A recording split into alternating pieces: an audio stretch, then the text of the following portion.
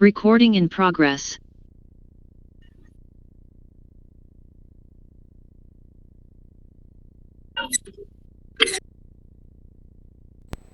चलो, good morning everyone.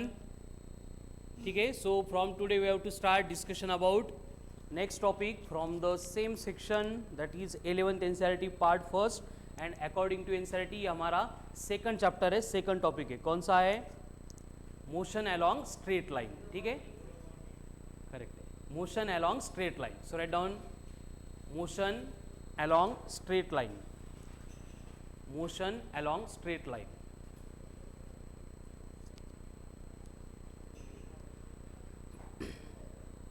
Motion along straight line. अब motion along straight line ये topic हमें पढ़ना है, तो बेसिकली पहला वर्ड आ रहा है यहाँ पे मोशन, तो हमें समझना पड़ेगा what is mean by motion. ठीक है, तो क्या होता है मोशन? मतलब क्या होता है? हे बघा, एकदम सिंपल कंसेप्ट है.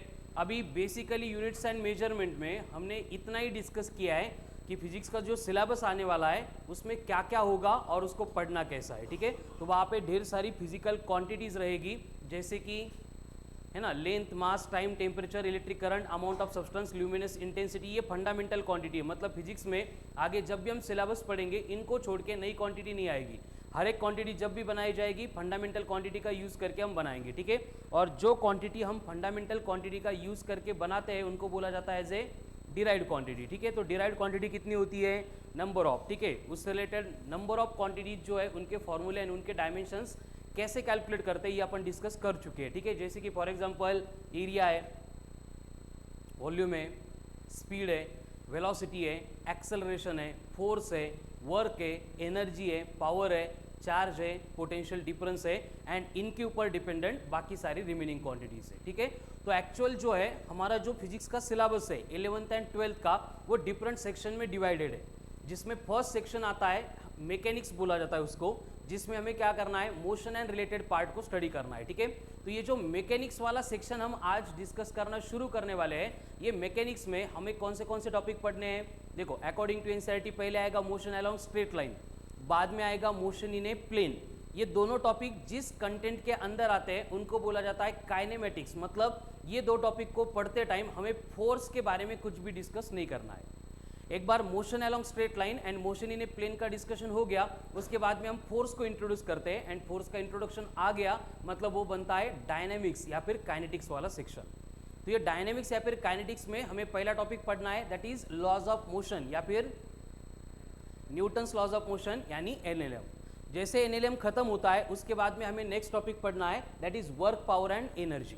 वर्क, पावर, एनर्जी के खत्म होने के बाद हम पढ़ेंगे system of particles and rotational motion, and उसके बाद में आएगा ग्रेविटेशन. ठीक है, देन यहाँ पे 11th एनसीईआरटी का पार्ट फर्स्ट खत्म होता है. पार्ट सेकंड में हमें आगे टॉपिक पढ़ना है जो आता है वेव्स एंड ऑसिलेशन या फिर ऑसिलेशन एंड वेव्स, एंड उसके बाद में और एक टॉपिक है वहाँ पे प्रॉपर्टीज ऑफ मैटर, जिसमें हम प्रॉपर्टीज ऑफ सॉलिड्स देखेंगे एंड प्रॉपर्टीज ऑफ फ्लूइड्स देखेंगे. ठीक है, तो इतने सारे टॉपिक जो है वो सिर्फ और सिर्फ मैकेनिक्स के अंडर आते हैं. मतलब 11th एनसीईआरटी में अगर थर्मल सेक्शन छोड़ देंगे, थर्मल सेक्शन में हमें पढ़ना है thermal properties of matter, then thermodynamics and kinetic theory of gases. ये तीन टॉपिक छोड़ के जो भी रिमेनिंग कंटेंट है वो सिर्फ किसका है? मैकेनिक्स का. यानी फिजिक्स में सबसे ज़्यादा वेटेज अगर किसी सेक्शन को है तो वो किसको है? मैकेनिक्स को है. ठीक है, तो 11th एनसीईआरटी पूरी की पूरी मैकेनिक्स के ऊपर डिपेंड करेगी, एंड मैकेनिक्स में जो भी कंसेप्ट हमें रिक्वायर्ड होती है वो सारी कंसेप्ट इसी टॉपिक में हमें पढ़नी है, that is motion along straight line. एका साईडनी बघितलं तर सिलेबस मधला सगळ्यात सिंपल टॉपिक आहे मोशन अलॉन्ग स्ट्रेट लाईन, आणि तिची जर अपोजिट साइड बघितली तर सिलेबस मधला सगळ्यात वॉस्ट टॉपिक है मोशन अलॉन्ग स्ट्रेट लाइन. मतलब अगर इसका सिलेबस हमने डिसाइड किया कि पूरा कंसेप्चुअल पार्ट डिस्कस करना है, तो पूरा पार्ट, जितनी कंसेप्ट, जितने फॉर्मूले इस टॉपिक में है उसको पढ़ने के लिए, समझने के लिए 30 मिनट्स मोर देन सफिशिएंट है. 30 मिनट्स में सारी कंसेप्ट समझ में भी आएगी और फॉर्मूले भी लर्न हो जाएंगे.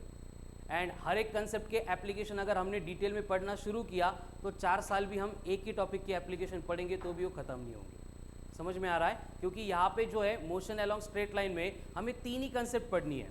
एक वेलोसिटी, दूसरा एक्सेलरेशन, एंड इन दोनों को पढ़ने के लिए रिक्वायर्ड होता है डिस्प्लेसमेंट, जो ऑलरेडी आप 7th-8th स्टैंडर्ड से पढ़ते आ रहे हैं, ठीक है। म्हणजे नवीन काहीच नहीं है, हर बार क्या होगा, डिस्प्लेसमेंट होगा, वेलोसिटी होगी, एक्सेलरेशन होगा, डिस्प्लेसमेंट होगा, वेलोसिटी होगा एंड एक्सेलरेशन होगा। लेकिन इसके जो एप्लीकेशंस आएंगे वो एप्लीकेशंस इतने सारे हैं कि मैंने बोला कि 4 साल भी एक टॉपिक पढ़ना है तो भी हमारे पास मतलब 4 साल कम पड़ जाएंगे, लेकिन इसके एप्लीकेशंस खत्म नहीं होंगे। मतलब इनडायरेक्टली मैं आपको ये समझाना चाहता हूँ कि इस टॉपिक को पढ़ाने के लिए मेरे एफर्ट्स कम है, कळालं ना, मला कन्सेप्ट कमी घ्यायचे आहे, बट इस टॉपिक को अगर प्रिपेयर करना है तो आपके एफर्ट्स जितने डायमेंशंस में थे, जितने एरर में थे, उसके एटलीस्ट 10 टाइम्स रिक्वायर्ड होंगे, ठीक है ना। मैं एक क्वेश्चन और उस क्वेश्चन का एक स्टैंडर्ड एप्लीकेशन यहाँ पे एक्सप्लेन करूँगा, और उस एप्लीकेशन के ऊपर जितने भी प्रैक्टिस एग्जाम्पल्स मॉड्यूल में रहेंगे, वर्कशीट में रहेंगे, आपको डेली प्रिपेयर करने ही पडेंगे, कळालं, त्याला ऑप्शन नाही आहे। मी पहिल्यापासून सांगत आलो की एक दिवस जरी फिजिक्सचं लेक्चर बंक केलं, अदरवाईज दिलेलं वर्क कंप्लीट नाही केलं, त्याचे परिणाम तुम्हाला पुढचे 8 दिवस भोगावे लागतील, कळालं ना। 8 दिन उसका प्रॉब्लेम आने ही वाला है, त्यामुळं आपल्याकडे सिंपल सोल्यूशन है, जे आज चालू है ते आज वर्क कंप्लीट कराच, त्याला पेंडिंग ठेवूच नका, ठीक है। तो हम डिस्कशन शुरू करने वाले हैं अबाउट मोशन। तो मोशन मतलब क्या होता है, come on fast, what is mean by motion. किती लोकांनी ऐकलाय हा वर्ड, मोशन मतलब क्या होता है, सगळ्यांनी ऐकलं ना बेटा, हातवर करा, असं कुठं मोशन ऐकलं नाही असं कोणी आहे का। सुप्रिया तूने ऐकला मोशन, वेरी गुड, ठीक है। मोशन क्या होता है, मोशन मतलब खुशी, वेरी गुड। तो राइट डाउन पहला पॉइंट, मोशन। मोशन, सुप्रिया माहिती तुला मोशन, नाही माहिती पण सांगता येत नाही। जर असं होत असेल तुमच्यासोबत, माहिती पण सांगता येत नाही, याचा अर्थ असा आहे की तुम्हाला ते माहीतच नसतं, आपल्याला विनाकारण वाटत असतं की आपल्याला माहिती म्हणून, ठीक आहे ना। तर जर आपण फिजिक्सच्या प्रत्येक टॉपिकच्या कन्सेप्टबद्दल बोलायला लागलो, अख्खा सिलेबस आपल्याला माहिती, बरोबर, बट सांगा म्हटलं की माहिती पण सांगता येत नाही, हे सगळं काय असतं, इल्युजन असतं। विनाकारण आपला ब्रेन अशा इमेज क्रिएट करतो, अशी इन्फॉर्मेशन क्रिएट करतो की आपल्याला वाटतं आपल्याला सगळं येतं, आणि क्वेश्चन पेपर बघितला की मग वाटतं काहीच येत नाही, ठीक है। चलो राइट डाउन, मोशन क्या होता है, मोशन मतलब change in position, change in position of the body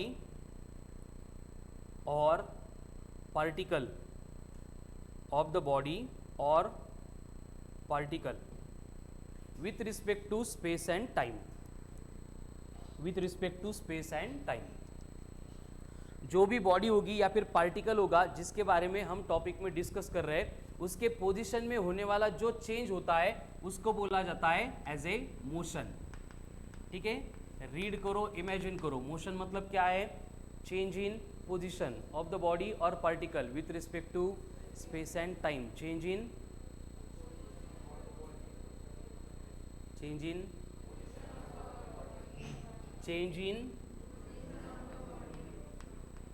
तो ये पोजीशन मतलब क्या होता है, कारण चेंज होते हैं कन्फर्म, ये तो समझ में आ गया। क्या चेंज होता है, पोजीशन चेंज होती है। तो पोजीशन म्हणजे काय, फक्त जागा म्हणू नका, पोजीशन मतलब क्या होता है, असते जागाच, बट आपल्याला असं इंग्लिशला लेक्चर नाही ना आपलं, मराठी इंग्लिश ट्रांसलेशन, ठीक है। क्या होता है पोजीशन मतलब, point in the space at which body exist at the given instant of time, write down. Position is the point in the space, point in the space at which body exists, at which body exists at the given instant of time, body exists at the given instant of time। Given instant of time पे, है ना, space के जिस point के ऊपर body exist होती है that will become the body की पोजिशन। जसं बिफोर 1 आवर है ना, 6:30ला तुम्ही तुमच्या घरी होते, कळालं, तर ती तुमची काय बनली, पोजिशन। उसके बाद में घर से निकल के क्लास में आ गए, तो अभी क्लासरूम में आप बैठे आपके बेंच के ऊपर, तो ये क्या होगी आपकी, इसका मतलब पोजिशन में क्या हुआ, कहाँ से कहाँ तक, घर से क्लास तक, मतलब आपकी बॉडी ने क्या परफॉर्म की, कळतं। अनदर एग्जाम्पल बोलो,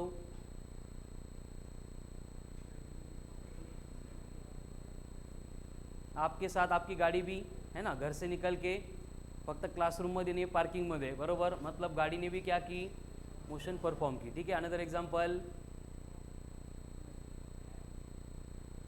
है ना. सर पण घरून क्लासमध्ये आले, सर के बॉडीने भी क्या की मोशन परफॉर्म की. कळते ना मोशन म्हणजे काय, एकदम सिंपल स्ट्रेट फॉरवर्ड आहे बघा. ठीक आहे, जेवढं सिंपल येते तेवढं सिंपल घ्या विनाकारण.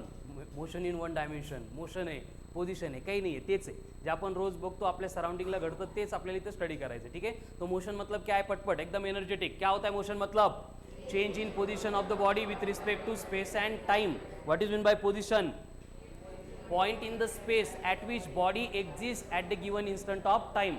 अब मोशन की डेफिनेशन को फिर से समझते हैं. क्या बोला है हमने, चेंज इन, तो पोजीशन क्या है वो क्लियर हो गया. किसके रिस्पेक्ट में, with respect to space and time. With respect to space and time मतलब बॉडी की पोजीशन चेंज होनी चाहिए, लेकिन उसके लिए कंपलसरी हमें ये स्पेस एंड टाइम डिफाइन करना पड़ता है. जब तक स्पेस एंड टाइम के अबाउट आइडिया नहीं है तब तक हम बॉडी के मोशन के अबाउट कुछ भी कंक्लूड नहीं कर सकते. ठीक है, जैसे कि माउंट एवरेस्ट रेस्ट में है या मोशन में है. एवरेस्ट माहिती आहे सगळ्यांना, माउंट एवरेस्ट क्या है, रेस्ट में या मोशन में है, रेस्ट में है. काही पण प्रश्न विचारता है ना, असं नसतं. माउंट एवरेस्ट रेस्ट में भी है, मोशन में भी है. रेस्ट में भी नहीं है और मोशन में भी नहीं है. कळालं ना. जैसे कि फॉर एग्जांपल हम नेपाल में जाके बैठ गए है ना, और वहाँ से देख रहे हैं माउंट एवरेस्ट को, 2-4 वर्ष बघितलं, जिथं होता तिथंच आहे. मतलब कहाँ पे वो, रेस्ट में है. लेकिन सेम कंडीशन अगर हम मून पे चले गए और मून से जाके फिर माउंट एवरेस्ट को देख रहे तो क्या होगा, अर्थ रोटेट हो रही है, अर्थ के रोटेशन के साथ माउंट एवरेस्ट भी. कड़ाला ना. मतलब अगर मून के ऊपर से देखेंगे तो माउंट एवरेस्ट हमें 24 आवर में एक बार दिख जाएगा, बाद में दिखेगा ही नहीं. मतलब वो क्या कर रहा है, मोशन परफॉर्म कर रहा है. मतलब वो रेस्ट में भी है, मोशन में भी है. रेस्ट में भी नहीं है, मोशन में भी नहीं है. ठीक है, ऐसे हम कोई भी मतलब फाइनल कंक्लूजन नहीं दे सकते जब तक हमारा स्पेस डिसाइड नहीं होता है तब तक. म्हणजे आपलं ठरलेलं पाहिजे की आपण नेपाळमधून बघणार आहे तर माउंट एवरेस्ट रेस्ट में है, आणि चंद्रावर जाऊन बघणार आहे तर माउंट एवरेस्ट मोशन में. ठीक है, तो हर बार यही होगा. मोशन को समझने के लिए आपको पहले स्पेस एंड टाइम डिफाइन करना पड़ेगा. ठीक है ना. कारमध्ये बसलोय आपण है ना, ते विंडो कवर आहे, विंडो कर्टन आहे, कार एकदम युनिफॉर्म स्पीडनी रोडवर चाललेली आहे आणि आपण गप्पा मारत चाललेलो आहे. ठीक आहे, तो गप्पा मारत असताना दोघं जण एकमेकांच्या रिस्पेक्टमध्ये किंवा कारच्या जे काही इनसाइड पार्ट आहे उसके रिस्पेक्ट में दोनों की बॉडी क्या है, रेस्ट में है. कारण एकमेकांच्या रिस्पेक्टमध्ये त्यांच्या बॉडीची पोजीशन बदलतच नाही. बट एक्चुअल में वो रेस्ट में है. क्या कार मोशन परफॉर्म कर रही है तो उसके अंदर जितनी भी बॉडी दे आर परफॉर्मिंग, लेकिन जब तक स्पेस डिफाइन नहीं होता है मोशन के बारे में कंक्लूजन नहीं होगा. ठीक है ना. ट्रेन पास हो रही है प्लेटफॉर्म से है ना, प्लेटफॉर्मवर थांबलीच नहीं, एक्सप्रेस होती, तो पैसेंजर जो प्लेटफॉर्म पे खड़े हैं वो अगर ट्रेन के बोगी के अंदर जितने पैसेंजर बैठे हैं उनको अगर देखेंगे तो रेस्ट में होंगे या मोशन में होंगे, मोशन में रहेंगे. ठीक है, लेकिन उससे पहले क्या हुआ था, कुछ चोर घुस आए थे, बर्गलर थीप, और उन्होंने क्या किया, गन निकाल के एक फायर किया और हैंड्स अप बोला. सब लोग क्या करेंगे, पिक्चरमध्ये बघतो ना आपण. ठीक आहे ना, जागेवर उभं राहून हात वर करून उभे राहतील, बरोबर. मग विथ रिस्पेक्ट टू दॅट चोर सगळे लोक कसे आहेत, रेस्ट में, बराबर. लेकिन वही ट्रेन अगर पास हो रही है और हम प्लेटफॉर्म पे खड़े हैं और उनको देख रहे हैं तो हमारे रिस्पेक्ट में दे आर इन. तर मोशन समझायची असेल तर कंपलसरी हमें वहाँ पे ये स्पेस एंड टाइम को पहले डिफाइन करना पड़ता है. ये स्पेस एंड टाइम को एक्चुअल में सिलेबस पढ़ते टाइम बोला जाएगा फ्रेम ऑफ रेफरन्स. बट हे असे काहीतरी वर्ड आले की आपल्याला फिजिक्स अजून अवघड वाटायला लागतं. बट फ्रेम ऑफ रेफरन्स का मतलब ही स्पेस एंड टाइम है. त्यामुळे आपण याला शक्यतो जेवढं दूर ठेवता येईल तेवढं दूर ठेवू. कळालं ना. जहाँ पे नोट्स देना है मॉड्यूल में फ्रेम ऑफ रेफरेंस ही बोलेंगे, लेकिन कंसेप्ट को समझते टाइम उसको स्पेस एंड टाइम एकदम सिंपल वर्ड में कन्वर्ट करेंगे. मतलब मोशन जब भी डिफाइन होगी हमें वहाँ पे कोई ना कोई स्पेस सराउंडिंग का कंसीडर करना पड़ेगा. तो जितना भी पार्ट हम कंसेप्ट हम टॉपिक में पढ़ने वाले हैं उनके सब कंसेप्ट में कंसिडरेशन होगा कि हमारा जो फ्रेम ऑफ रेफरेंस है एक तो सरफेस ऑफ द अर्थ होगा, एंड अर्थ को हम एट रेस्ट कंसिडर करेंगे. अर्थ खरंच ॲट रेस्टला आहे का, टाळ्या वाजव सगळे लोक.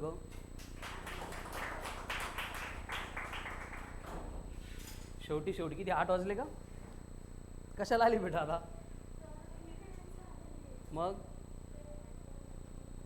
ठीक है, तो क्या डिस्कस कर रहे थे हम, हाँ फ्रेम ऑफ रेफरेंस. ठीक है, तो हमारा कंसिडरेशन रहेगा कि सरफेस ऑफ द अर्थ जो है वो हमारा फ्रेम ऑफ रेफरेंस रहेगा. मतलब हर बार मोशन हम विथ रिस्पेक्ट टू अर्थ का सरफेस कंसिडर करेंगे, स्टडी करेंगे. तो अर्थ एट रेस्ट है ये कंसिडर करके हमारे डिस्कशन होगा. बट अर्थ एट रेस्ट है क्या, अर्थ मूव हो रही है. कैसी अर्थ की मोशन, एक तो खुद के एक्सिस के अबाउट रोटेट भी हो रही है, दूसरा सन के सराउंडिंग में रोटेट या रिवॉल्व, रिव्हॉल्व हो रही है. मतलब दो टाईप की मोशन अर्थ परफॉर्म कर रही आहे, तरी पण आपल्याला का नाही कळत है ना. क्लास काल पण इथंच होता, आज पण इथंच आहे, असं काय गोळ होतोय.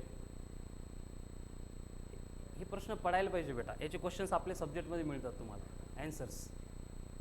कंडीशन क्या है, अर्थ रोटेट हो रही है, रोटेट होने के साथ सन के सराउंडिंग में भी घूम रही है.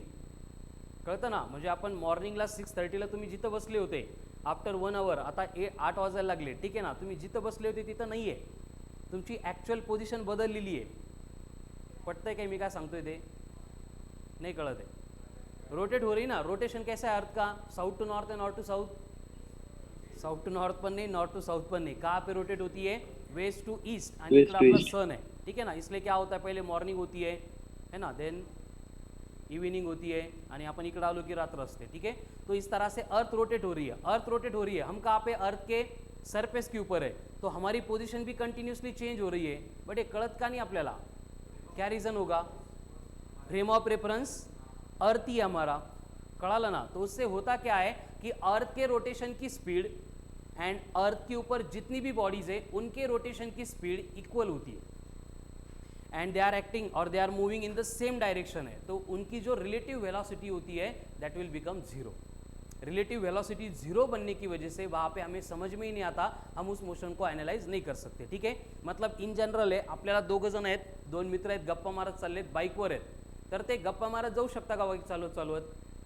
येस नो, तेच करतो आपण, है की नाही, जाताना येताना. कसं पॉसिबल आहे ते. एक क्लासहून घरी येतोय आणि दुसरा घरून क्लासवर चालला, मग गप्पा मारत जाऊ शकता का, जाऊ शकता ना फोनवर. पण ठीक आहे, ॲक्च्युअल जर मोबाईल नहीं है और उनको 1 to 1 कम्युनिकेट करना है तो पॉसिबल है क्या, क्यों. एंड क्लासवरून घरी जर सोबत येत आहे तर क्यों ऐसे, उसके लिए रिस्पॉन्सिबल भी रिलेटिव मोशन है. मतलब बॉडीज अगर सेम डायरेक्शन में जा रही है तो उनकी रिलेटिव मोशन, रिलेटिव वेलोसिटी कैसे कैलकुलेट करेंगे हम, इंडिविजुअल वेलोसिटी की सब्ट्रैक्शन करके. इसलिए जब वो सेम डायरेक्शन में जा रहे हैं, इक्वल स्पीड मेंटेन करेंगे, तभी वो बातें करते जा सकते हैं, क्योंकि उनकी रिलेटिव वेलोसिटी जीरो बनती है. म्हणजे फ्रेम ऑफ रेफरेंस एक दूसरे के लिए वो बन रहे हैं, इसलिए एक के रिस्पेक्ट में दूसरा रेस्ट में, दूसरे के रिस्पेक्ट में पहला रेस्ट में, ठीक है. तो next point, frame of reference space and time काय असतं कळालं. चलो, मोशन हो गई, पोजीशन हो गया, स्पेस एंड टाइम हो गया. आता लिहायचं नहीं, फक्त ऐकायचं. जो सेक्शन हम यहाँ पे पढ़ने वाले हैं उसको बोला जाता है मैकेनिक्स. मैकेनिक्स मतलब स्टडी ऑफ मोशन. अब मोशन स्टडी करेंगे मतलब क्या स्टडी करेंगे, यही स्टडी करेंगे, rest, position, motion, frame of reference. इनका डिस्कशन मतलब क्या होता है, मैकेनिक्स होता है. इस मैकेनिक्स की बेसिकली 3 ब्रांचेस होती है, वैसे 2 ही एक्चुअल, बट 3 ब्रांचेस हम कंसीडर करते हैं, जिसमें एक आता है स्टैटिक्स. स्टैटिक्स मतलब बॉडी एट रेस्ट रहेगी, फिर उसके ऊपर एक्ट होने वाले फोर्सेस, उसकी वेलोसिटी, उसका एक्सेलरेशन, जिसको अपन डिस्कस करते हैं उसको स्टैटिक्स बोला जाता है. इसका डिस्कशन बस हमें इक्विलिब्रियम की कंसेप्ट में करना है, तो इसका कुछ खास काम नहीं है. इसको छोड़ के मैकेनिक्स की और 2 इंपॉर्टेंट ब्रांचेस हैं, जिसमें फर्स्ट वन आती है काइनेमेटिक्स. तो काइनेमेटिक्स को लिख लो, राइट डाउन. काइनेमेटिक्स क्या होगा, काइनेमेटिक्स मतलब, काइनेमेटिक्स मतलब study of motion without considering cause of motion.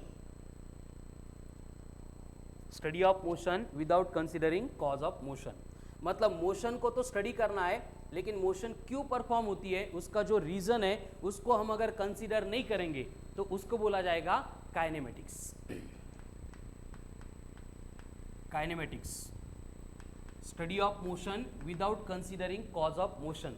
Motion तो पढ़नी है, लेकिन मोशन क्यों होती है उसको नहीं पढ़ेंगे तो वो बनेगा काइनेमेटिक्स. अभी हर बार जब भी बॉडी मोशन परफॉर्म करती है उसके लिए रिस्पॉन्सिबल कन्फर्म एक कॉज होता है, एक रीज़न होता है, जिसको अपन फोर्स कंसीडर करते हैं. मतलब यहाँ पे अगर फोर्स को कंसीडर करके स्टडी करेंगे तो वो दूसरा पार्ट बनेगा, लेकिन फोर्स को कंसीडर किए बिना अगर हम मोशन स्टडी कर रहे हैं तो उसको बोला जाएगा काइनेमेटिक्स. एंड ये काइनेमेटिक्स में हमें सिर्फ 3 ही कंसेप्ट पढ़नी पड़ती है, that is displacement, velocity and acceleration. And इनको रिलेट करने वाले आगे हम इक्वेशंस भी पढ़ेंगे, जिनको बोला जाता है, आप पढ़ चुके उनको, विसरल्याशाल आता, बट आपण स्टडी केले नाही, ठीक आहे. आपण म्हणजे तुम्ही तुमच्या शाळेमध्ये, ठीक आहे. कौन से इक्वेशंस, काइनेमेटिकल इक्वेशंस कितने थे, v equal to U plus V square equal to U square plus S equal to U T plus, ठीक है, ये तीन बेसिक काइनेमेटिकल इक्वेशन है। तो उनको काइनेमेटिकल इक्वेशन क्यों बोला जाता है? क्योंकि वो काइनेमेटिक्स के टर्म को कोरिलेट कर रही है। काइनेमेटिक्स की टर्म मतलब मोशन से रिलेटेड टर्मिनोलॉजी जिनमें फोर्स का इन्वॉल्वमेंट नहीं है, एंड अगर फोर्स छोड़ के अगर मोशन पढ़नी है तो वहाँ पे सिर्फ डिस्प्लेसमेंट, वेलोसिटी एंड एक्सेलरेशन आता है। ठीक है, यानी कि हमारा अभी का जो टॉपिक है motion along straight line, and इसके बाद में जो आएगा मोशन इन ए प्लेन, ये दोनों टॉपिक में हम बस तीन ही कंसेप्ट के ऊपर डिस्कस करने वाले हैं, that is displacement, velocity and acceleration. ठीक है, तो शुरू करते हैं discussion of topic that is motion along straight line. Motion along straight line, and इसी स्ट्रेट लाइन के मोशन को हम 1D ऐसे भी बोलते हैं, मोशन इन 1 डायमेंशंस। इसका मतलब क्या होता है? इस मोशन को समझने के लिए हम x, y, z तीनों में से कोई भी एक रेफरेंस एक्सिस अगर कंसीडर करेंगे तो हम वहाँ पे डिस्प्लेसमेंट, वेलोसिटी, एक्सेलरेशन तीनों को समझ सकते हैं। मतलब 1 dimension can give complete information about motion, that's why it is also called as motion in 1 dimension. ठीक है, so write down first point, displacement. क्या होता है डिस्प्लेसमेंट? मतलब very good, shortest distance between two position. Write down displacement, shortest distance between two position, bracket में लिखो final position and initial position. Shortest distance between two position of the body. अब दो position मतलब कौन सी? एक final position, दूसरी initial position. और इसकी और एक डेफिनेशन है, change in position, change in position in particular direction, change in position in particular direction, change in position in particular direction. अब यहाँ पे डायरेक्शन कौन सी होगी? ऑलवेज ब्रैकेट में लिखो from initial to final position. मतलब पहली डेफिनेशन मैग्नीट्यूड कैलकुलेट करके देगी, सेकंड डेफिनेशन डायरेक्शन कैलकुलेट करके देगी। ठीक है, ब्रैकेट में क्या लिखा? From initial to final. मतलब डिस्प्लेसमेंट ये वेक्टर क्वांटिटी है जिसकी डायरेक्शन ऑलवेज कहाँ पे होती है? From initial to final position. ठीक है, then next displacement is denoted by S, X और डी। या तिघांपैकी काही पण घेऊ शकतो आपण।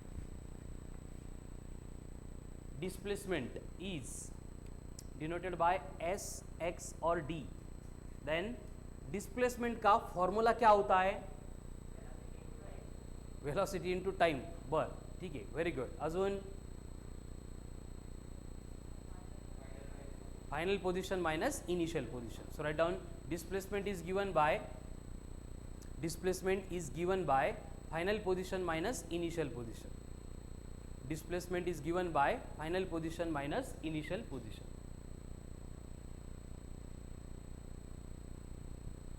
अब एक्चुअल में हम डिस्प्लेसमेंट मेजर करते, पहली डेफिनेशन में हमने क्या लिखा था? डिस्टेंस और shortest distance between two position.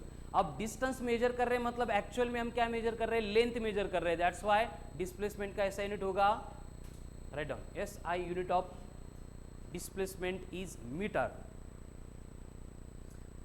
तो डायमेंशंस क्या बनेंगे? L1, very good. S I unit of displacement is metre and dimensions are L1। ठीक है, एंड फर्स्ट डेफिनेशन में जो शॉर्टेस्ट डिस्टेंस ऐसे लिखा था उसको अंडरलाइन करो। इसका मतलब क्या है? शॉर्टेस्ट डिस्टेंस का मतलब क्या है?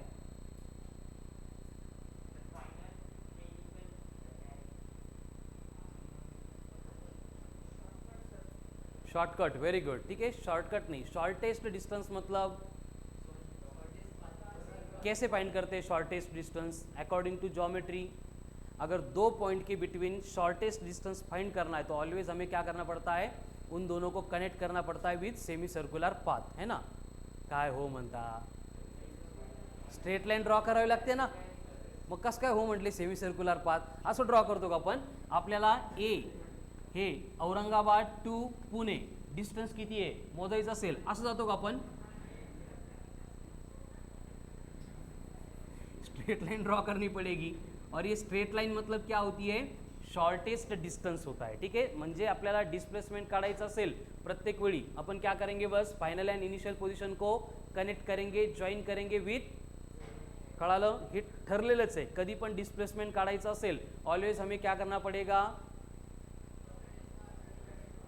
नहीं शॉर्टेज डिस्टेंस छोड़ून दिया था, स्ट्रेट लाइन ड्रॉ करना पड़ेगा from initial to final position. ठीक है, जैसे कि आपको बोला है एक रोड है, यहाँ पे एक रेफरेंस पॉइंट हमने लिया है और यहाँ पे 10, 20, 30, यहाँ पे भी 10, यहाँ पे 20 एंड यहाँ पे 30.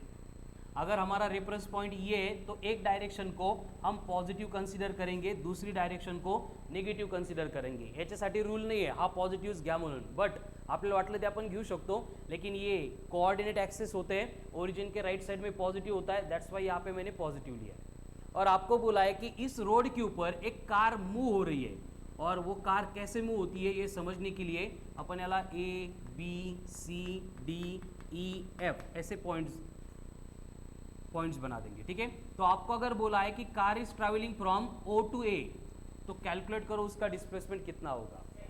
डिस्टन्स है सारीन किलोमीटर, कितना होगा 10 किलोमीटर. अनिरुद्ध गुड मॉर्निंग, कितना होगा 10 किलोमीटर. कसं कॅल्क्युलेट केलं, परत तेच O यहाँ पे था, A यहाँ पे था, इन दोनों को स्ट्रेट लाइन से कनेक्ट कर दिया. अब ये स्ट्रेट लाइन का जो मैग्नीट्यूड था वो पहले यहाँ पे लिखा है, ये 10 था, इसलिए ये डिस्प्लेसमेंट भी हो गया 10 किलोमीटर. देन आपको बोला है कि car is travelling from O to C.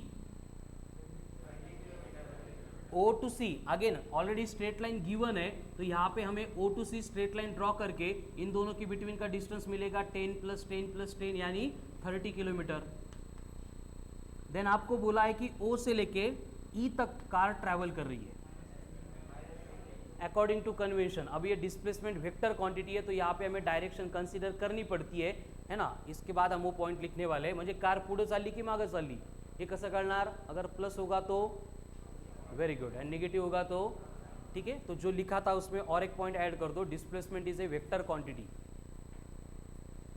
आता बघा आपला वेक्टर कंप्लीट बाकी है एंड वेक्टर एक्चुअली हम मोशन इन ए प्लेन में पढ़ते हैं. क्यों पढ़ते हैं, एनसीईआरटी ने वहां पे दिया है इसलिए. ठीक है, और यहाँ पे जो हम वेक्टर की कंसेप्ट देखने वाले हैं आपण ब्लाइंड नहीं अजिबात. ठीक है ना, 9-10th ला तुम्हाला या गोष्टी झालेल्या आहेत. होतं का 9-10th ला वेक्टर, डायरेक्शन, स्केलर, म्हणजे पूर्ण नाही आठवलं पाहिजे, सिलेबसमध्ये होतं ॲटलिस्ट एवढं एखाद्या वेळेस बघितलेलं. ठीक है, तेवढंच. Write down displacement is a vector quantity. अब मुझे बोलो अगर कार ट्रैवल कर रही है O से लेके E तक, तो उसका डिस्प्लेसमेंट कितना होगा, -20 किलोमीटर. अगर कार जा रही है from O to F, -30 kilometre. ठीक है, किती सोपं आहे बघा. देन आपको बोला है car is travelling from O to C, then C to O, displacement 0. Why 0? Stick to your concept. Car निघाली होती, फिरली होती, काही घेणं देणं नाही. आपली कन्सेप्ट काय सांगते, shortest distance between initial and final position. Initially भी कार यहाँ पे थी, घूम फिर के कार यहीं पे आ गई, मतलब डिस्प्लेसमेंट विल बिकम 0. ठीक है, यहाँ पे डिस्प्लेसमेंट जो है वो 0 बनेगा. ठीक है, then O to B, then B to E, what will be the displacement. Very good. पहली बात तो ये है कि रेफरेंस पॉइंट से, राइट ना, ठीक है, रेफरेंस पॉइंट से कार रेस्ट में है क्योंकि E पे है, तो जो भी डिस्प्लेसमेंट आएगा दैट विल बिकम निगेटिव. ठीक है, कितना होगा निगेटिव, उसको फाइंड करने के लिए पहले देखना पड़ेगा O से लेके B तक कितना ये 20, देन 20 से लेके फिर से यहाँ तक 20 + 20, तो डिस्प्लेसमेंट कितना आएगा, -20 -40 कितना आ गया, -60. नाही असं करत बसायचं नाही. परत कन्सेप्ट काय सांगते, कुठं फिरली काही घेणदेणच नाही कार. हा ठीक है, इनिशियल एंड फाइनल पोजीशन दोनों को स्ट्रेट लाइन से कनेक्ट करना है. ठीक है, इनिशियली कहाँ पे है O, फाइनली कहाँ पे E, इन दोनों के बिटवीन का कितना डिस्टेंस है, शॉर्टेस्ट 20 एंड वो इस डायरेक्शन में है, दैट्स वाई ये बनेगा -20. ठीक है, देन O से लेके E, देन E से लेके F, F से लेके C, C से लेके B, अगेन B से लेके D एंड D से लेके फिर से O. डोकं लावायचंच नाही, ठीक आहे ना. Initial and final position same आहे, मतलब डिस्प्लेसमेंट विल बी 0. कळतंय? आता तर कळतंय है की नाही, बट भीती वाटतेच आहे. चलो नेक्स्ट. आपको बोला है कि एक ओल्ड एज पर्सन है, म्हातारा मानुस, जॉगिंग करने के लिए घर से निकला है और वो क्या कर रहा है, एक सर्कुलर ट्रैक पे जॉगिंग कर रहा है जिसकी रेडियस आपको बोला है 40 मीटर है.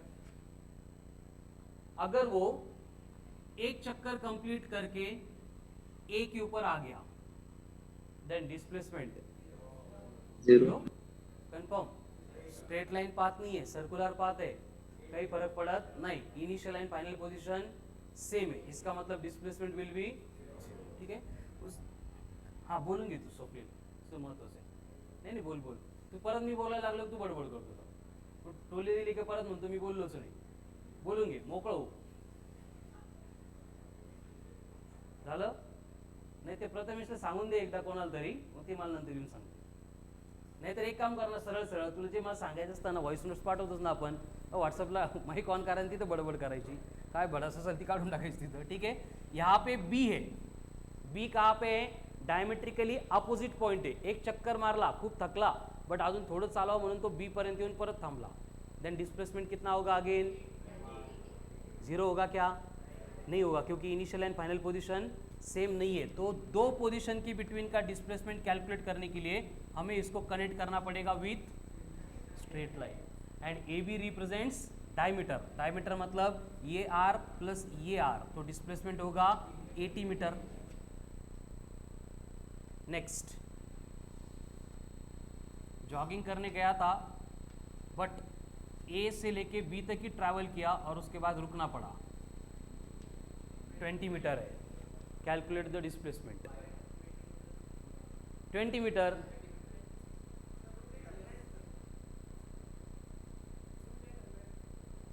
रूट 800. अजून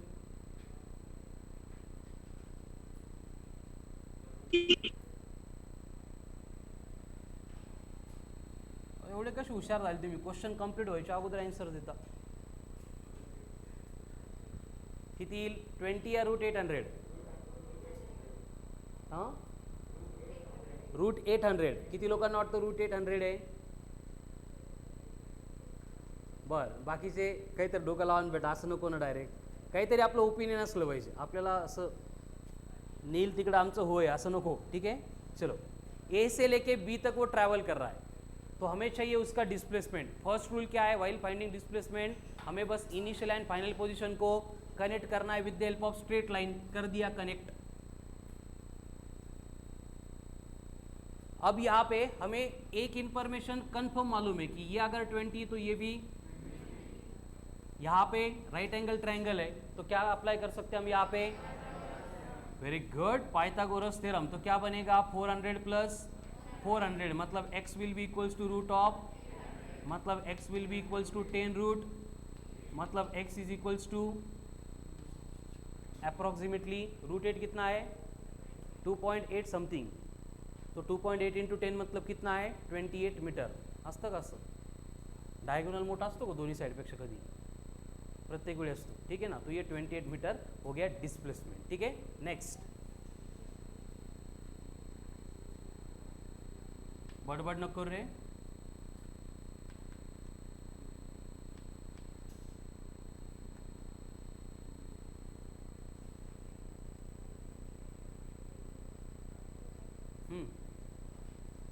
ज्योमेट्री है 9-10 की.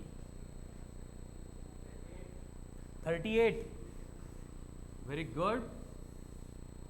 असं सोडून आलं का असं आठवलं तुला 38.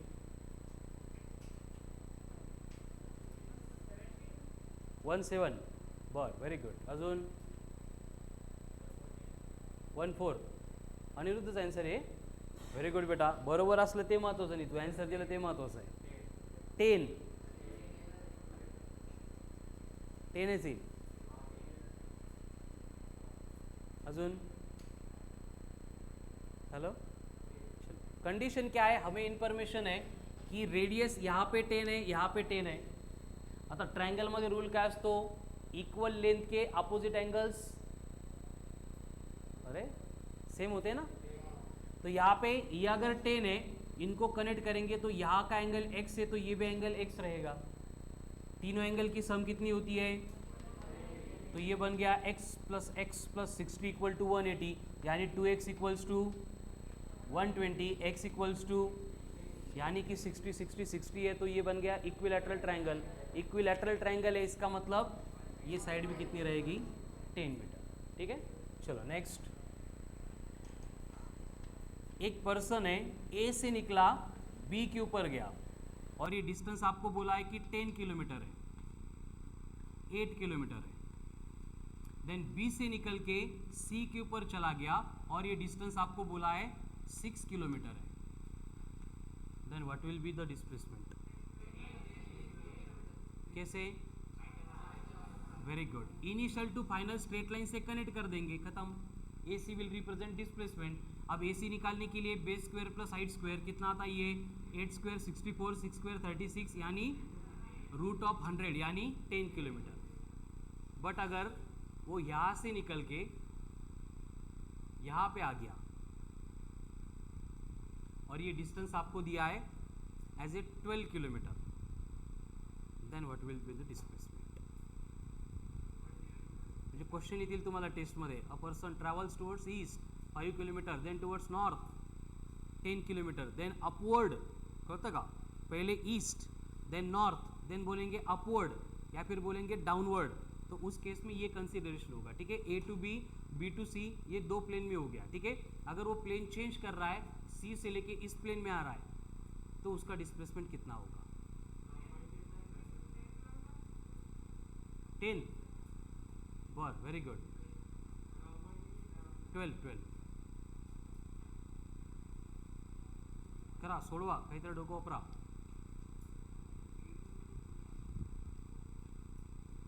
बरोबर आहे ऐश्वर्या, काय आला आन्सर, सोडवलंच नाही अजून.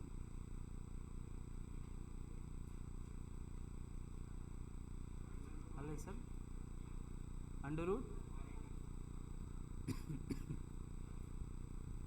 Good, very good. सोडवलं ते महत्वाचं आहे बेटा. आन्सर रॉंग होऊ द्या, बट ट्राय करा. युद्ध हरणारे जे असतात त्यांना लुजर्स नाही म्हटलं जातं, कळालं ना, त्यांना वॉरियरच म्हटलं जातं. जे पळून जातात ते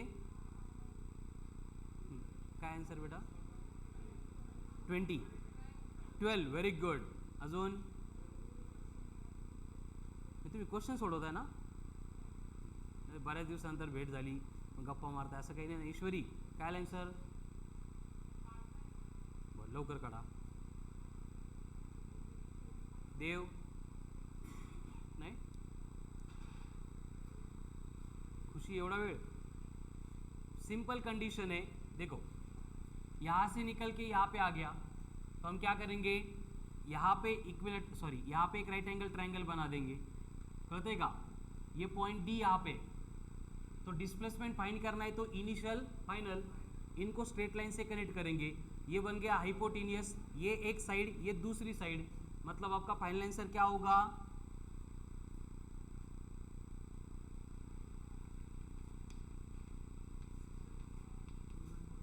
नहीं कलर है, पाइथागोरस थ्योरम. फिर से एक ये साइड है 10 किलोमीटर, दूसरी हो गई 12 किलोमीटर, एंड यहाँ पे जो कनेक्ट कर रहे हैं अपन, ये बन गया hypotenuse.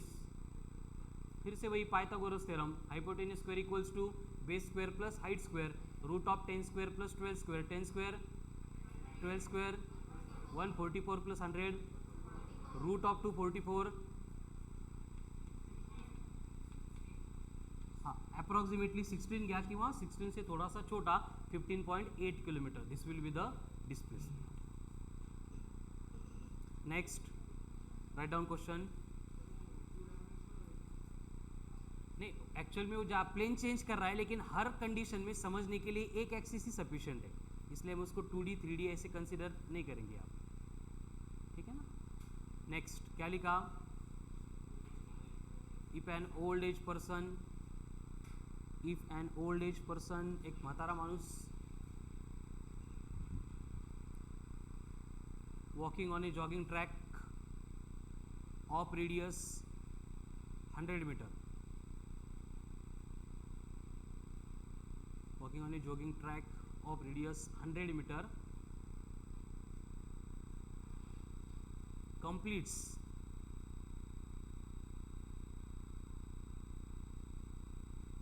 one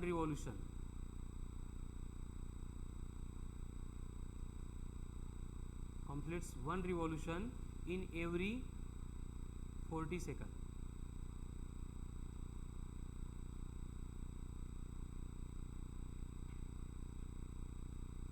Completes every revolution in 40 seconds, 40 seconds. Then his displacement after 3 minutes will be, very good. किसने बोला 0? Excellent.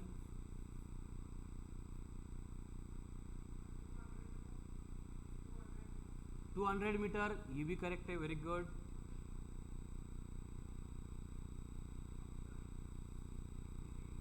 Three minute, after 3 minute उसका डिस्प्लेसमेंट कितना होगा?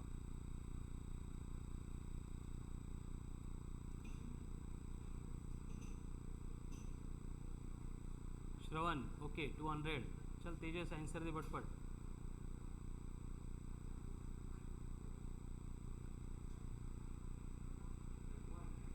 200, वेरी गुड. 20, रेडियस 100 मीटर है ना?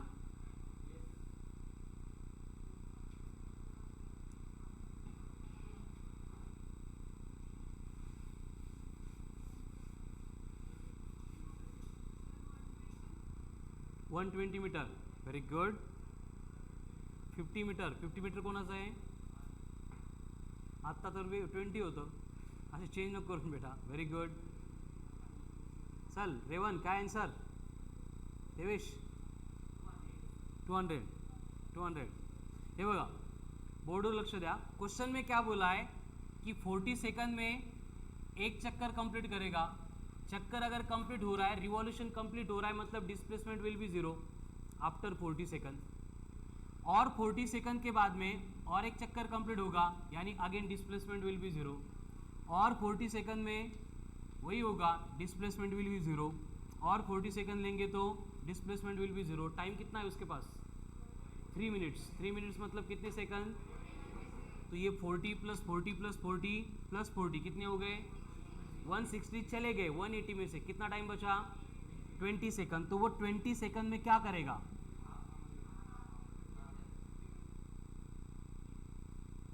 क्या करेगा? आधा चक्कर कंप्लीट करेगा ना, हाफ रिवॉल्यूशन कंप्लीट करेगा. मतलब यहाँ पे था, अब यहाँ पे आएगा. इसको फाइंड करने के लिए connect it with straight line. अब डायमेट्रिकली अपोजिट पॉइंट को कनेक्ट कर रहे स्ट्रेट लाइन से, so it will become diameter. अगर रेडियस 100 है तो डायमीटर 50 नहीं का 200. बस ठीक है. तो फाइनल आंसर उसका डिस्प्लेसमेंट होगा 200 मीटर. कळलं? चलो, सेम पर्सन है, अगर ट्रॅव्हल कर रहा है फॉर 6 मिनिट. कोणाला कळालं नाही? अनिरुद्ध, हे बघ बेटा, बाकीचे सोडवा. 40 सेकंदमध्ये तो एक चक्कर कंप्लीट करतो, बरोबर. त्याकडे टोटल टाइम किती आहे? 3 मिनिट आहे. 3 मिनिट्स आहे. 3 मिनिट्स म्हणजे किती सेकंद येतात? 180. मग आपण काय केलं? पहिल्या 40 मध्ये एक चक्कर कंप्लीट, डिस्प्लेसमेंट 0. नेक्स्ट केस में और 40 सेकंड, डिस्प्लेसमेंट 0. यहाँ पे भी डिस्प्लेसमेंट 0, यहाँ पे भी डिस्प्लेसमेंट 0. तो उसका टोटल टाइम हो गया 160. उसके बाद कितने बचे? तो 20 सेकंड में आधा चक्कर ही कंप्लीट कर सकता है. यानी यहाँ से यहाँ तक वो ट्रैवल करेगा. तो ये इनिशियल पोजीशन हो गई, ये फाइनल पोजीशन हो गई. दोनों को अगर स्ट्रेट लाइन से कनेक्ट कर देंगे तो ये बन गया डिस्प्लेसमेंट. एंड ये नथिंग बट डायमीटर है. रेडियस कितनी थी? 100. 100 का डबल 200. ओके. 0 कैसे 0? परत तेच. अभी कितना टाइम दिया है? 3 मिनिट. 6 मिनिट. 6 मिनिट मतलब सेकंड 360. आता मी स्टेप बाय स्टेप पण सांगतो आणि डायरेक्ट पण सांगतो. 360 है और उसको 40 सेकंड लगते हैं ईच रिवॉल्यूशन के लिए. तो पहले इसको डिवाइड करो 40 से. कितना आ रहा है? इसका मतलब वो क्या करेगा? 9 चक्कर कंप्लीट करेगा. चक्कर कंप्लीट होगा मतलब डिस्प्लेसमेंट विल बी, अगर ये कंप्लीट डिवाइड नहीं होता, जैसे यहाँ पे हो रहा था, यहाँ पे क्या आता है? 180/40. 2 0 कैंसिल. ये कितना आ रहा है 4, पॉइंट के आगे छोड़ दो, मतलब 4 चक्कर कंप्लीट हो जाएंगे, क्या आएगा 4.5, मतलब आधा चक्कर, मतलब उसका डिस्प्लेसमेंट सिर्फ डायमेट्रिकली अपोजिट पॉइंट इतना होने वाला है, ठीक है। तो अगर सेम ट्रैवल कर रहा है फॉर 9 मिनट्स, डेटा सेम है, रेडियस 100 मीटर है, एक चक्कर कंप्लीट करने के लिए 40 सेकंड लगते हैं। नाउ ही इज ट्रैवलिंग और वॉकिंग फॉर 9 मिनट्स।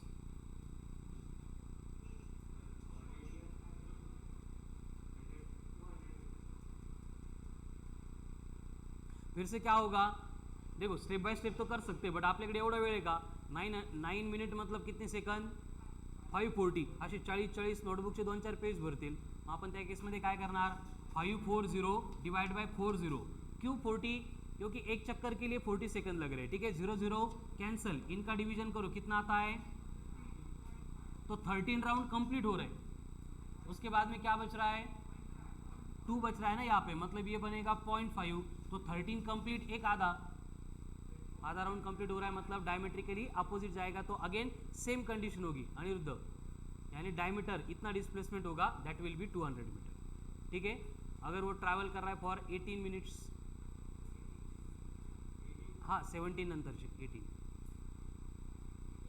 सोडो आता ईश्वरी सोडो, 18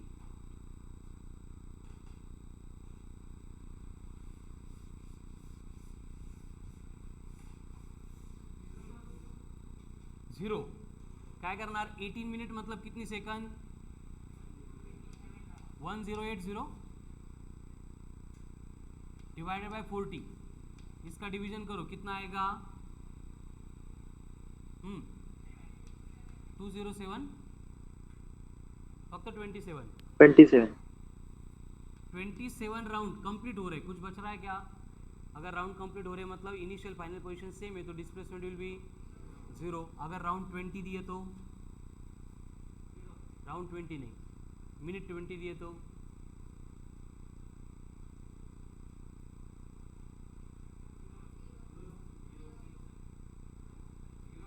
कैसे 0 हो, 20 मिनट मतलब कितने सेकंड, 1200 डिवाइड बाय 40, तो कितना आएगा, 30 राउंड कंप्लीट होंगे तो डिस्प्लेसमेंट क्लियर आहे। आता डिस्प्लेसमेंट काही प्रॉब्लेम नाही याच्यामध्ये, प्रॉब्लेम आलाच तर काय करायचं, असे कंप्लीट करायचे, 40 सेकंड एक चक्कर, 80 सेकंड 2 चक्कर, ऐसे करते जाने, ठीक है। सो ये हो गया डिस्प्लेसमेंट। अभी डिस्प्लेसमेंट के सिमिलर एक टर्म आती है, बस वो स्केलर है, इतना डिफरेंस है, that is distance, write down distance. Displacement तो हो गया, अब डिस्टेंस मतलब क्या होगा, distance write down actual path length covered by the body, actual path length covered by the body during its course of motion,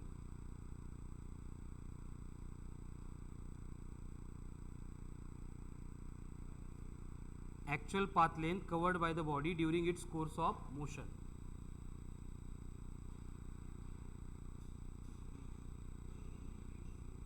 course of motion, force नहीं, course, actual path length. अब यहाँ पे shortest वगैरह कुछ नहीं बोला है, उन्होंने क्या बोला है, actual path covered by the body, मतलब बॉडी जब भी मूव होने वाली है तो उसने जितना पाथ कवर किया है वो हमें पूरा कंसीडर करना पड़ेगा, irrespective of its direction. So write down next point, परत तेज डिनोटेड बाय SHD, लेंथ है, डिस्टेंस मतलब क्या है, लेंथ है, तो ऐसा यूनिट होगा dimensions L1, scalar vector scalar, displacement vector है एंड डिस्टेंस क्या है, स्केलर है,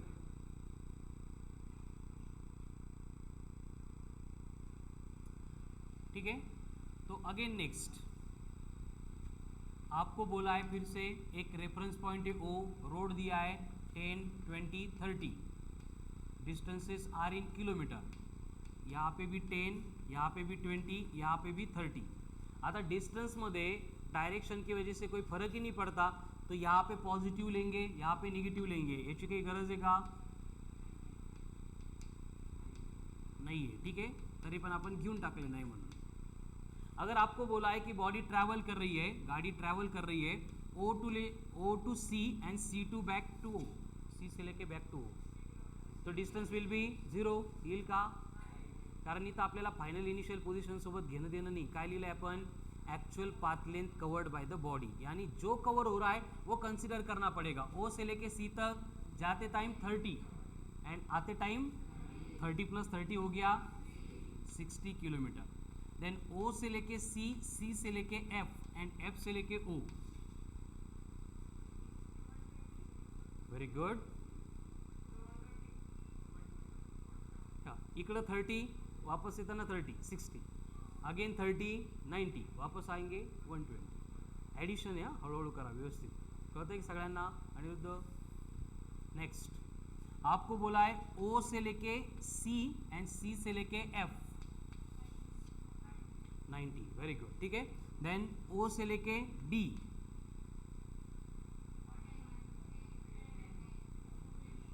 एंड ओ से लेके सी था, सी के बाद में डी है, तो फर्क पड़तोय. कळालं ना? इनिशियल फाइनल पे डिपेंड नहीं है, वो किस पाथ पे ट्रैवल कर रहा है. अगर डायरेक्ट ओ से लेके डी जाएगा तो सिर्फ 10 आएगा, लेकिन ओ से सी जा रहा है एंड वापस अगर 10 आ रहा है तो ये जाते टाइम 30, आते टाइम 40, 30 + 40 70. तो ओ टू डी है, लेकिन सी के थ्रू अगर जाएंगे तो ये आ रहा है 70 किलोमीटर. ठीक है.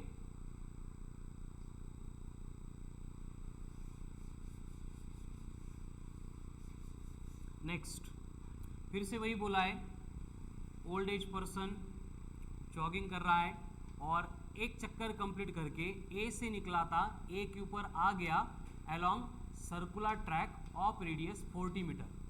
तो what will be distance covered by him? क्या 0 होगा क्या? पहली बात देखो, जहाँ से निकला था वहीं पे आ गया, initial and final position same है, तो distance will be very good. Distance 0 नहीं होगा. कितना होगा? 2πr. मतलब उसने जितनी पाथ लेंथ कवर की है ये 2πr पूरा का पूरा कंसिडर करना पड़ेगा. ठीक है. r 40 है तो 40 × 2 80 pi metre. This will be the distance covered. अगर आपको बोला है कि वो 4 राउंड कंप्लीट कर रहा है, क्या होगा? एक राउंड में 2πr, और एक राउंड में 2πr, और एक राउंड में 2πr, और एक राउंड में, यानी ये कितना बनेगा? 4 × 2πr. तो it will be 8πr. r 40 है, 320 pi metre. This will be the distance covered by the person. ठीक है. अगर आपको बोला है कि एक चक्कर कंप्लीट किया और उसके बाद में आधा चक्कर कंप्लीट करके वो बी के ऊपर आके रुक गया. अगेन बी क्या है? डायमेट्रिकली अपोजिट पॉइंट है. एक चक्कर कंप्लीट किया देन बी के ऊपर आके रुक गया. Pier 2πr 3πr 2πr + πr 3πr. देखो एक चक्कर कंप्लीट किया मतलब 2πr, देन आधा चक्कर कंप्लीट हो रहा है. आधा चक्कर मतलब कितना डिस्टेंस है? Half of the circumference. Half of the circumference मतलब 2πr का हाफ, दैट इज πr. तो ये बनेगा 2πr + πr यानी 3πr.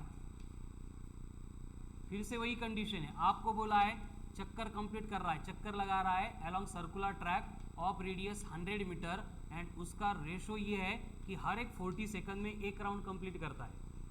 तो distance covered by him in the time interval of 3 minute.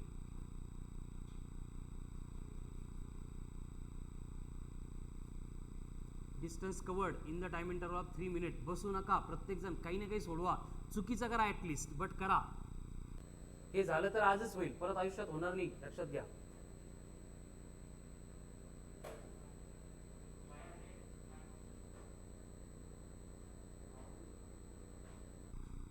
$500 pi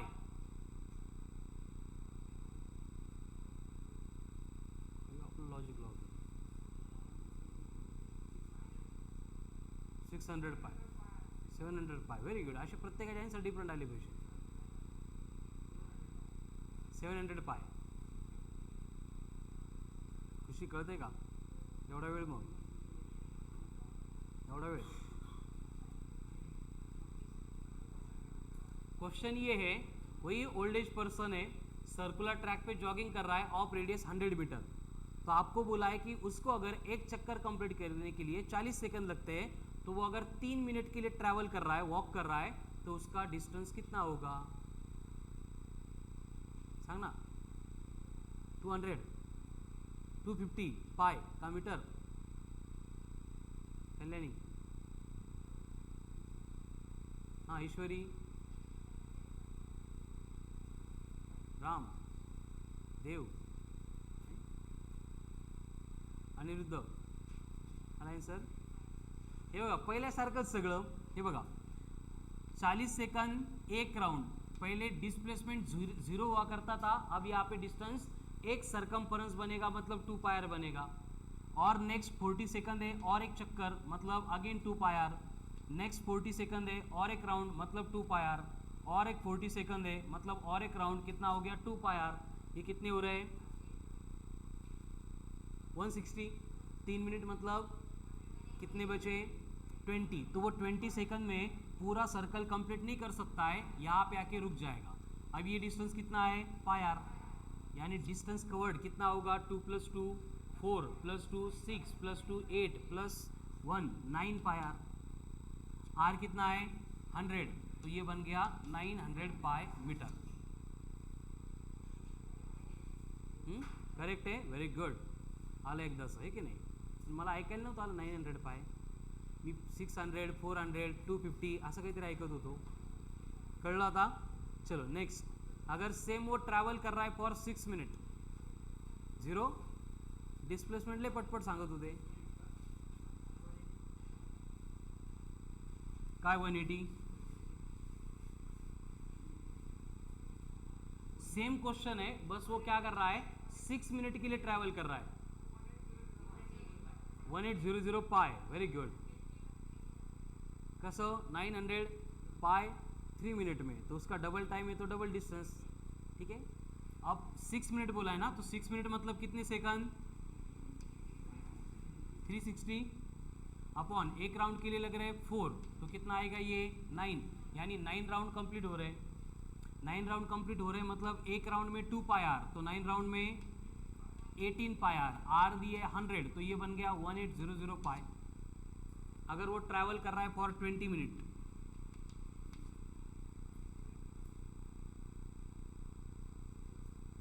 if it travels for 20 minutes then displacement will be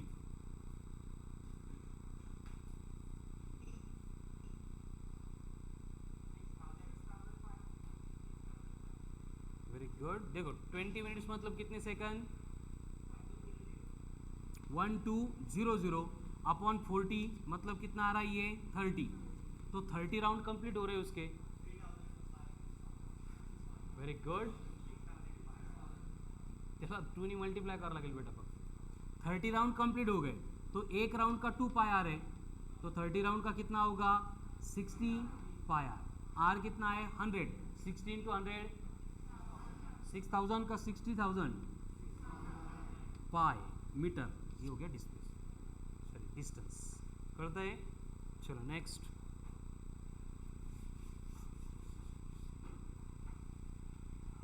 ए से लेके B तक ट्रैवल कर रहे हैं जो 10 किलोमीटर है. देन बी से लेके सी तक ट्रैवल कर रहे हैं जो 12 किलोमीटर है. Then calculate the distance. आता पाइथागोरस वगैरह की गरज नहीं. ठीक है. Direct 10 + 12 20 kilometre. और अगर बोला है कि ट्रैवल कर रहा है सी से लेके डी तक और ये डिस्टेंस है 13 किलोमीटर. ये सी से लेके डी तक 13 किलोमीटर है, तो क्या होगा 10 + 12 22 + 13 35 किलोमीटर. 35 किलोमीटर 35. क्या ये डिफरन्स लक्षात येतोय डिस्टन्स आणि डिस्प्लेसमेंटमध्ये.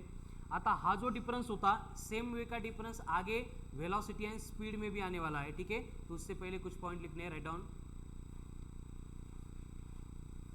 डिस्प्लेसमेंट में बी पॉजिटिव 0 और नेगेटिव. डिस्प्लेसमेंट में बी पॉजिटिव 0 और negative, but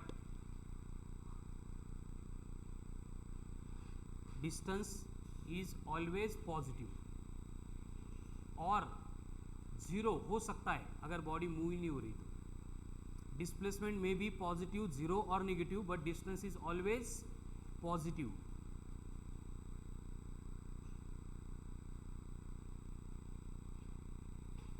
next. Distance is always greater than equal to, symbol माहिती आहे का? व्हेरी गुड, लिहून टाका मग. Distance is always greater than or equal to, distance is always greater than or equal to displacement. जेवढे सगळे examples आपण repeat केले सेम एग्जाम्पल्स थे डिस्प्लेसमेंट के लिए देन डिस्टेंस के लिए, हर बार डिस्टेंस बड़ा आ रहा था. कळाल ना? डिस्प्लेसमेंट किती होतं सर्क्युलर ट्रॅकवर, एक तर 0 नाही तर 200, यहाँ पे 800 पाए, 1800 पाए, 600 पाए. ठीक है, तो distance is always greater than equal to displacement. Star mark करके लिखो, distance and displacement are equal only if, क्या कंडीशन होगी? Distance and displacement are equal only if, कब? Very good, only if body is travelling along straight line path without changing its direction. Distance and displacement will be equal only if body is traveling along straight line path without changing its direction.